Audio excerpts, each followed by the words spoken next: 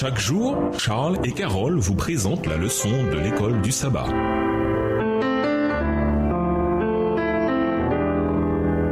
Bienvenue dans votre émission Dieu nous parle. Nous avons la leçon de dimanche. Es-tu le roi des Juifs? Lisons Marc 15, versets 1 à 15. Quel genre de situation ironique se joue ici? Marc 15, versets 1 à 15. Dès le matin, les principaux sacrificateurs tinrent conseil avec les anciens et les scribes et tout le Sanhédrin après avoir lié Jésus qu'ils l'emmenèrent et le livrèrent à Pilate. Pilate l'interrogea. « Es-tu le roi des Juifs ?» Jésus lui répondit. « Tu le dis. » Les principaux sacrificateurs portaient contre lui plusieurs accusations. Pilate l'interrogea de nouveau. « Ne réponds-tu rien? Vois de combien de choses il t'accuse. » Et Jésus ne fit plus aucune réponse, ce qui étonna Pilate.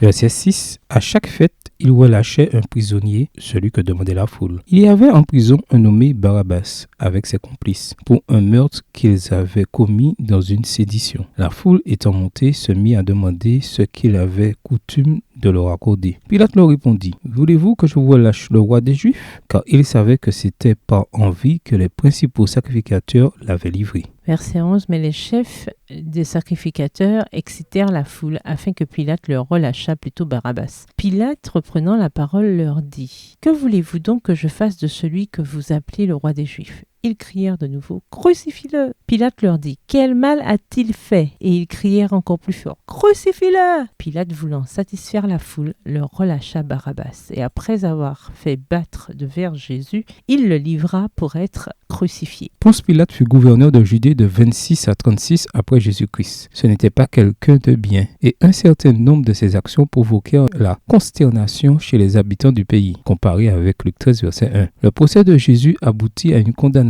à mort pour blasphème. Mais sous l'administration romaine, les Juifs, dans la plupart des cas, ne pouvaient exécuter les gens. Alors, ils amenèrent Jésus à Pilate pour qu'il le condamne. L'accusation formulée contre Jésus devant Pilate n'est pas mentionnée, mais la courte question que Pilate pose à Jésus nous permet de la deviner. « Es-tu le roi des Juifs ?» Marc 15, verset 2. Au temps de l'Ancien Testament, Israël roignait ses rois. On comprend aisément que le terme Messie, roi, pouvait être invoqué pour revendiquer des hommages dus à un roi, et par conséquent, un Messie était en compétition avec l'empereur. Ainsi, le Sanhédrin accuse Jésus de blasphème, tandis que le chef d'accusation invoqué devant le gouverneur était celui de sédition, laquelle conduisait à la mort. L'ironie, c'est que Jésus est à la fois Messie et roi des Juifs. Ses condamnations pour blasphème et sédition étaient une erreur. Il aurait dû au contraire recevoir hommage et adoration. Pourtant, Jésus garde son attitude royale. Sa réponse à Pilate, c'est toi qui le dis, Marc 15, verset 2, est évasive.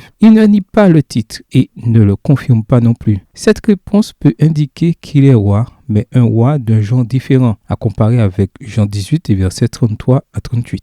Dans le récit de Marc 15, verset 6, une coutume est présentée, celle qui consistait à libérer un prisonnier au moment de la Pâque. Dans Marc 15, verset 9, Pilate demande si la foule veut libérer le roi des Juifs. Il disait peut-être les choses de manière ironique, mais en réalité, l'ironie joue contre lui. Marc 15, versets 9 et 10 est un cas d'école en matière de perception et d'aveuglement. Pilate perçoit que les chefs religieux lui ont remis Jésus à cause de la jalousie, mais il ne perçoit pas qu'en demandant son avis à la foule, il fait le jeu des chefs religieux. Ces derniers provoquent la foule et appellent à la crucifixion de Jésus. Pilate recule. La mort par crucifixion était absolument terrible, surtout pour quelqu'un qu'on considérait comme innocent. Quelle ironie! Un gouverneur païen voulait relâcher le Messie, tandis que les chefs religieux voulaient qu'il soit crucifié. Qu'est-ce qui peut vous empêcher de suivre la foule quand la pression est forte? Au revoir. Et à demain si Dieu veut. Dieu nous parle.